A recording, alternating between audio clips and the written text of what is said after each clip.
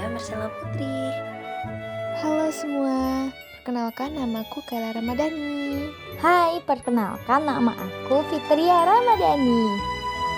Hai semuanya, perkenalkan nama aku Tisal Nabila Ispianti. Halo guys, perkenalkan aku Trinur. Nah, itu dia guys, perkenalan dari member-member kelompok 5.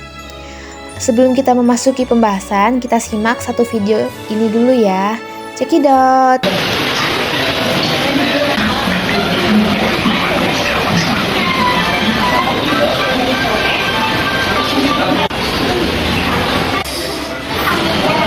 Tuh guys, setelah mengamati video tadi, dapat disimpulkan kalau ada 3 jenis gaya belajar yang berbeda, yaitu yang pertama ada anak kinestetik, yang kedua ada anak auditori, dan yang ketiga ada anak visual. Jadi guru itu bukan semata-mata hanya mengajar, tapi juga mempelajari gaya belajar peserta didiknya agar proses pembelajaran belajar dengan lancar. Nah, untuk mengetahui seberapa pentingnya hal itu, kita akan membahas dahulu pentingnya perencanaan pembelajaran yang berorientasi pada kebutuhan peserta didik. Stay tune! Pernah nggak sih kita ikut pembelajaran yang terasa nggak nyambung atau kurang menarik? Nah, itu biasanya karena rancangannya belum sesuai sama kebutuhan kita sebagai peserta didik. Jadi, perancangan pembelajaran yang berorientasi pada kebutuhan peserta didik itu adalah proses menyusun kegiatan belajar yang benar-benar memperhatikan siapa yang akan belajar. Guru atau pendidik perlu memahami berbagai hal tentang siswanya, mulai dari minat mereka, kemampuan, karakter pribadi, sampai gaya belajar yang mereka sukai. Misalnya, ada yang lebih suka belajar lewat visual, ada juga yang lebih nyaman dengan diskusi atau praktik langsung. Tujuan utamanya, supaya proses belajar tidak cuma sekedar menyampaikan materi, tapi benar-benar membantu siswa berkembang sesuai potensinya masing-masing. Jadi, bukan cuma belajar, tapi juga bertumbuh. Dengan perancangan yang tepat, pembelajaran bisa jadi relevan, terasa dekat, dan pastinya lebih menyenangkan buat peserta didik. Analisis kebutuhan peserta didik adalah langkah penting dalam merancang pengalaman belajar yang efektif dan relevan. Analisis kebutuhan peserta didik terdapat asesmen diagnosis yang bertujuan untuk mengumpulkan data awal tentang kemampuan, pengetahuan, keterampilan, minat, dan gaya belajar siswa. Proses ini meliputi pengumpulan data awal, menggunakan tes, kuis, atau wawancara untuk mengukur pengetahuan dan keterampilan siswa sebelum memulai pembelajaran. Yang kedua, ada identifikasi minat, menggunakan kuesioner atau diskusi untuk mengetahui minat siswa dalam berbagai topik atau bidang studi. Yang terakhir, ada gaya belajar, mengidentifikasi gaya belajar seperti visual, auditory, kinestetik, dan lain-lain untuk menyesuaikan metode pengajaran yang digunakan. Yang kedua, ada profil peserta didik yang mencakup pemahaman tentang latar belakang sosial, budaya, psikologis, dan kondisi fisik siswa yang dapat mempengaruhi proses belajar. Hal ini meliputi latar belakang sosial dan budaya, memahami nilai-nilai, norma, dan tradisi yang dipegang oleh siswa, dan bagaimana hal ini mempengaruhi cara mereka belajar. Yang kedua, kondisi psikologis, mengidentifikasi faktor-faktor seperti kecemasan, motivasi, dan kepercayaan diri yang dapat mempengaruhi keterlibatan siswa dalam pembelajaran. Yang ketiga, kondisi fisik, memperhatikan faktor-faktor seperti kesehatan fisik, kebutuhan khusus, atau keterbatasan yang mungkin mempengaruhi kemampuan belajar siswa. Yang terakhir, ada identifikasi hambatan belajar, yang mengenali kesulitan atau kebutuhan khusus yang mungkin dimiliki siswa. Ini mencakup kesulitan belajar, kebutuhan khusus, dan motivasi rendah. Nah, yang kedua itu adalah penetapan tujuan pembelajaran. Jadi, sebelum kita mulai kegiatan pembelajaran, penting banget buat menetapkan tujuan pembelajaran yang jelas. Jadi, tujuan ini harus dibuat dengan prinsip SMART. Jadi, apa sih itu SMART? Yang pertama, S yaitu spesifik, artinya tujuan harus jelas, bukan hanya ngambang. Yang kedua itu M, measurable atau terukur. Jadi kita bisa tahu apakah nanti tujuan itu sudah dicapai atau belum. Dan yang ketiga itu ada A atau A, yang artinya achievable atau dapat dicapai. Jadi jangan sampai tujuannya terlalu susah atau malah gak realistis. Yang keempat itu ada R, artinya relevan, jadi harus sesuai dengan kebutuhan dan kondisi peserta didik. Dan yang terakhir itu ada T, yaitu time bound atau berbasis waktu. Jadi harus ada batas waktunya, misalnya dalam 1 minggu atau di akhir pertemuan. Selain itu juga, tujuan harus perlu disesuaikan dengan hasil analisis kebutuhan peserta didik. Jadi, bukan asal bikin, tapi benar-benar memperhatikan apa yang mereka butuhkan, minati, dan siap pelajari. Jadi, tujuan yang tepat bisa bikin pembelajaran jadi lebih bermakna, menantang, dan nggak membosankan. Lalu, tetap relevan dan menantang. Sekian. Setelah kita melakukan penetapan tujuan pembelajaran, kita perlu melakukan perancangan materi dan konten pembelajaran. Adapun tahapan-tahapannya yaitu yang pertama, materi disusun berdasarkan kebutuhan dan kemampuan awal siswa. Yang artinya, sebelum menyusun materi pembelajaran, guru atau perancang pembelajaran harus dapat memahami apa yang sudah diketahui oleh siswa atau kemampuan awal. Misalnya melalui pretest, observasi, atau wawancara. Yang kedua, apa sih yang dibutuhin siswa? Misalnya apakah siswa perlu melakukan penguatan konsep dasar atau pembelajaran lanjutan. Tujuannya adalah agar materi yang diberikan tidak terlalu sulit atau tidak relevan. Jadi membantu menghindari kesenjangan pemahaman. Yang kedua, materi harus kontekstual dan relevan dengan kehidupan peserta didik agar meningkatkan minat dan motivasi. Tujuannya agar siswa dapat merasa bahwa apa yang mereka pelajari berguna dan bermakna, sehingga lebih tertarik dan termotivasi untuk belajar. Yang ketiga, penyesuaian tingkat kesulitan materi agar tidak terlalu mudah atau terlalu sulit. Materi pembelajaran harus berada dalam zona perkembangan proksimal siswa, yaitu tidak terlalu mudah hingga siswa tidak bosan, atau tidak terlalu sulit agar siswa tidak frustasi dan menyerah. Strateginya itu menggunakan pendekatan bertahap. Lalu gunakan metode diferensiasi materi disesuaikan menurut kemampuan siswa. Setelah tahu siapa peserta didiknya, langkah selanjutnya dalam perancangan pembelajaran adalah memilih metode dan strategi yang paling cocok. Setiap siswa punya gaya belajar yang berbeda-beda. Ada yang lebih suka melihat gambar atau video, ada juga yang lebih mudah menangkap materi lewat suara, dan yang baru paham kalau langsung praktik. Nah, penting banget nih untuk menyesuaikan metode belajar dengan gaya belajar mereka, baik itu visual, auditori, maupun kinestetik.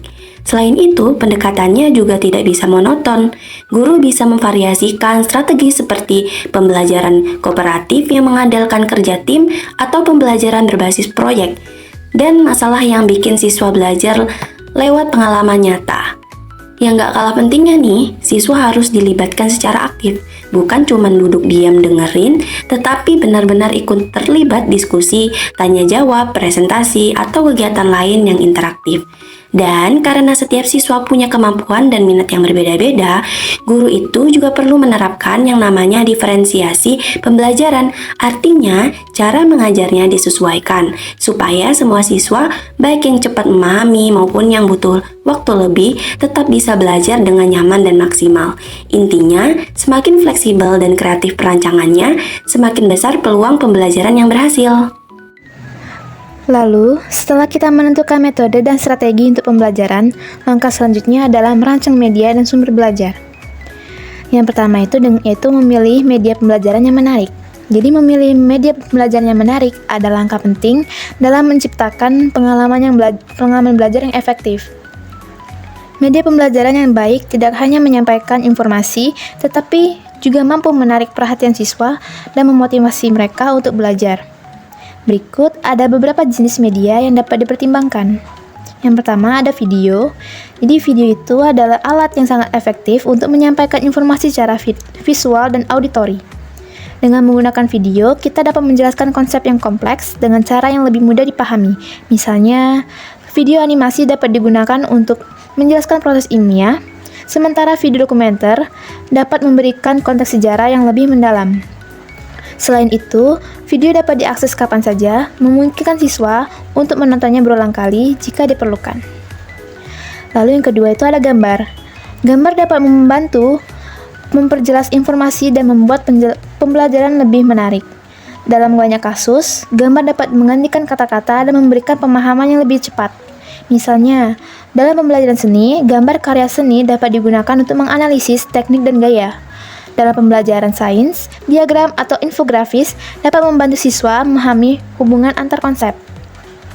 Yang ketiga itu ada alat peraga. Jadi, alat peraga fisik seperti model, peta, atau alat eksperimen, memberikan pengalaman langsung yang dapat meningkatkan pemahaman siswa. Misalnya dalam pembelajaran matematika, menggunakan alat peraga seperti blok atau papan tulis interaktif dapat membantu siswa untuk memahami konsep geometris dengan lebih baik.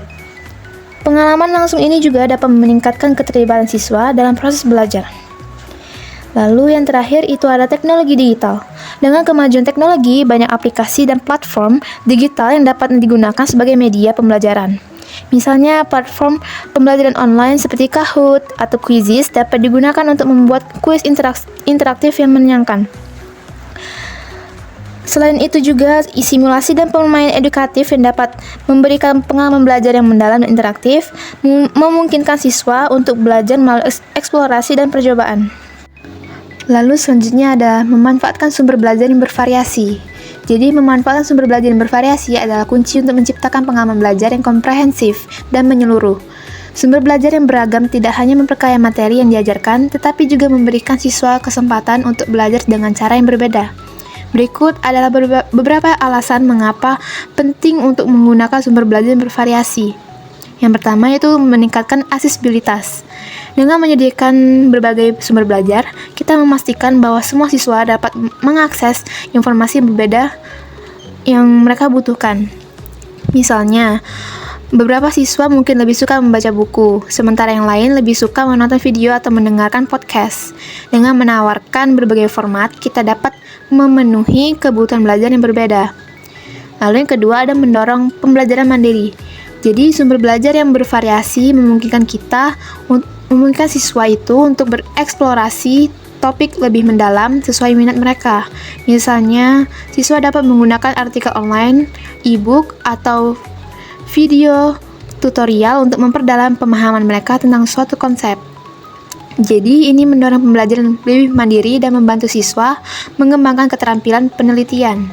Yang ketiga, yaitu meningkatkan keterlibatan. Jadi ketika siswa diberikan akses ke berbagai sumber belajar, mereka cenderung lebih terlibat dalam proses pembelajaran. Misalnya, menggunakan sumber belajar interaktif seperti simulasi atau permainan edukatif dapat membuat pembelajaran lebih menyenangkan dan menarik. Keterlibatan yang tinggi dapat meningkatkan retensi, informasi, dan pemahaman konsep. Lalu yang keempat itu mendukung berbagai gaya belajar. Setiap siswa memiliki gaya belajar berbeda seperti visual, auditori, atau kinestetik. Dengan memanfaatkan sumber belajar yang bervariasi, kita dapat mendukung berbagai gaya belajar ini. Misalnya siswa yang belajar secara visual dapat diuntukkan dengan infografis, sementara siswa yang belajar secara auditori dapat lebih memahami materi melalui podcast atau ceramah. Yang terakhir yaitu kelima, meningkatkan keterhubungan antar konsep. Dengan menggunakan berbagai sumber belajar, siswa dapat melihat hubungan antara berbagai konsep dan disiplin ilmu. Misalnya, mengaitkan pelajaran sejarah dengan literatur atau sains dapat membantu siswa memahami konteks yang lebih luas dan relevansi materi yang mereka pelajari. Nah, lalu yang keenam itu ada perancangan penilaian dan evaluasi. Jadi, dalam proses pembelajaran, penilaian itu penting banget supaya kita tahu sejauh mana peserta didik memahami materi yang kita ajarkan. Nah, ada dua jenis penilaian utama yang dapat digunakan. Yang pertama adalah penilaian formatif. Jadi, penilaian ini dilakukan secara berkala, misalnya di tengah-tengah proses pembelajaran. Tujuannya bukan untuk mengasih nilai, tapi buat memantau perkembangan belajar peserta didik dan memberikan umpan balik. Jadi misal kalau nggak ada yang belum paham bisa langsung diperbaiki. Jadi yang kedua itu ada penilaian sumatif. Nah, biasanya ini dilakukan di akhir pembelajaran untuk mengukur apakah tujuan pembelajaran sudah tercapai atau belum. Misalnya lewat ujian akhir atau tugas proyek. Selain itu, penilaian juga disesuaikan dengan kemampuan dan kebutuhan siswa. Misalnya, guru bisa memberikan pilihan bentuk penilaian seperti tes tertulis, presentasi, proyek, atau portofolio. Jadi, setiap peserta didik punya kesempatan menunjukkan kemampuannya dengan cara yang paling sesuai buat mereka. Terakhir, hasil penilaian ini jangan cuma dijadikan angka saja ya, tapi juga harus dievaluasi supaya proses pembelajaran ke depannya bisa jadi lebih baik dan lebih efektif. Refleksi dan tindak lanjut adalah langkah penting dalam memproses pembelajaran yang memungkinkan guru untuk mengevaluasi efektivitas pengajaran dan membuat perbaikan yang diperlukan. Dalam refleksi dan tindak lanjut terdapat refleksi terhadap efektivitas pembelajaran yang dimana guru menganalisis dan mengevaluasi pengalaman pembelajaran yang telah dilakukan. Langkah yang dapat diambil adalah menganalisis hasil evaluasi seperti mengkaji hasil tes kuis, dan penilaian lainnya untuk menentukan sejauh mana siswa memahami materi yang diajarkan. Ini juga termasuk melihat pola kesalahan yang umum dilakukan siswa. Yang kedua ada mengumpulkan umpan balik, menggunakan survei, diskusi, atau wawancara untuk mendapatkan umpan balik langsung dari siswa tentang pengalaman mereka dalam pembelajaran. Pertanyaan yang dapat mencakup apa yang mereka sukai, apa yang sulit, dan bagaimana mereka merasa tentang metode pengajaran yang digunakan. Yang kedua itu ada tindak lanjut atau penyesuaian dan perbaikan dilakukan setelah refleksi dengan melakukan penyesuaian dan perbaikan pada rancangan pembelajaran. Ini mencakup menyesuaikan rancangan pembelajaran berdasarkan hasil refleksi. Guru dapat mengubah rencana pembelajaran, metode pengajaran, atau materi yang digunakan agar lebih sesuai dengan kebutuhan siswa. Ini bisa termasuk menambahkan yang lebih banyak aktivitas praktis, menggunakan teknologi, atau memberikan banyak waktu untuk diskusi.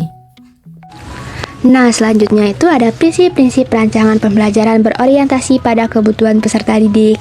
Jadi, saat merancang pembelajaran, penting banget untuk mengutamakan kebutuhan peserta didik. Nah, ada beberapa prinsip yang bisa dijadikan pegangan agar pembelajaran lebih bermakna dan tepat sasaran. Jadi, yang pertama itu ada individualisasi, artinya kita harus menghargai bahwa setiap peserta didik itu unik, punya kemampuan, minat, dan cara belajar yang berbeda. Jadi, pembelajaran harus bisa menyesuaikan dengan perbedaan itu. Yang kedua ada kontekstual, artinya materi yang diberikan sebaiknya dekat dengan kehidupan nyata mereka. Kalau pembelajaran terasa relevan, peserta didik jadi lebih mudah paham dan semangat belajar. Lalu ada prinsip aktif dan partisipatif. Peserta didik sebaiknya nggak cuma duduk diam dan mendengarkan, tapi ikut aktif, bertanya, berdiskusi, mencoba, dan terlibat langsung dalam kegiatan pembelajaran. Selanjutnya adalah fleksibilitas. Jadi rencana pembelajaran itu jangan kaku, harus bisa menyesuaikan dengan kondisi dan kebutuhan peserta didik yang bisa saja berubah. Kelima, itu harus berbasis data. Jadi sebuah keputusan dalam merancang pembelajaran sebaiknya didasarkan pada data yang jelas, seperti hasil observasi, angket, atau wawancara. Jadi bukan asal nebak. Dan yang terakhir itu ada berorientasi pada perkembangan potensi. Jadi fokus kita bukan cuma biar peserta didik lulus ujian saja, tapi benar-benar berkembang sesuai bakat dan kekuatan masing-masing. Ada pula manfaat perancangan pembelajaran yang berorientasi pada kebutuhan peserta didik. Apa aja sih manfaat perancangan tersebut? Yang pertama, meningkatkan motivasi dan minat belajar siswa. Jika materi pembelajaran sesuai dengan kebutuhan, minat, dan kehidupan nyata siswa, mereka merasa pembelajaran lebih bermakna dan relevan. Hal ini membangkitkan antusiasme dan keinginan untuk terlibat aktif dalam proses belajar. Yang kedua, meningkatkan efektivitas pembelajaran. Pembelajaran akan lebih efektif ketika materi dan metode disesuaikan dengan tingkat kesiapan siswa, tidak terlalu sulit atau tidak terlalu mudah. Yang ketiga, mengurangi kesenjangan belajar antar siswa. Dalam satu kelas, kemampuan siswa bisa sangat bervariasi. Dengan merancang pembelajaran berdasarkan kebutuhan, guru bisa mendiferensiasi pembelajaran. Siswa dengan kebutuhan khusus atau kecepatan belajar berbeda bisa tetap dilayani. Yang keempat, membantu guru mengelola kelas yang heterogen dan secara efektif. Kelas yang heterogen atau beragam kemampuan, latar belakang, dan minat bisa menantang bagi guru. Dengan memahami kebutuhan tiap siswa, guru bisa merancang aktivitas yang fleksibel dan bervariasi. Menyesuaikan penilaian dan umpan balik agar lebih personal. Yang kelima, mendukung terciptanya pembelajaran yang inklusif dan adil. Pembelajaran berorientasi kebutuhan tidak mengabaikan siswa berkebutuhan khusus, minoritas, atau yang tertinggal. Mendorong semua siswa mendapat kesempatan yang setara untuk belajar yang berkembang. Implementasi pembelajaran yang memperhatikan gaya belajar yang berbeda di dalam kelas sangat penting untuk memastikan bahwa semua siswa dapat terlibat dan memahami materi dengan baik. Contoh implementasi yang lebih rinci itu adalah yang pertama ada gaya belajar visual dengan guru menggunakan video pembelajaran yang menjelaskan konsep-konsep kunci serta gambar, diagram, dan infografis yang membantu siswa visual memahami informasi dengan baik. Yang kedua ada gaya belajar auditory, mengadakan sesi kuis di mana siswa dapat membagi pendapat dan mendengarkan pandangan teman-teman tentang topik yang dibahas. Yang ketiga ada gaya belajar kinestetik, mengadakan kegiatan praktik di mana siswa dapat melakukan eksperimen atau proyek yang berkaitan dengan materi. Misalnya dalam pembelajaran sains, siswa dapat melakukan percobaan untuk memahami konsep fisika. Dan yang keempat itu ada tugas proyek yang dapat dipilih, memberikan siswa pilihan untuk memilih proyek yang sesuai dengan minat dan kemampuan mereka. Misalnya siswa dapat memilih untuk membuat poster, presentasi, atau video pendek tentang topik yang dipelajari. Kita simpulkan bahwasanya perancangan pembelajaran yang berorientasi pada kebutuhan peserta didik itu adalah pendekatan yang sistematis yang mengutamakan pemahaman mendalam terhadap karakteristik dan kebutuhan belajar siswa.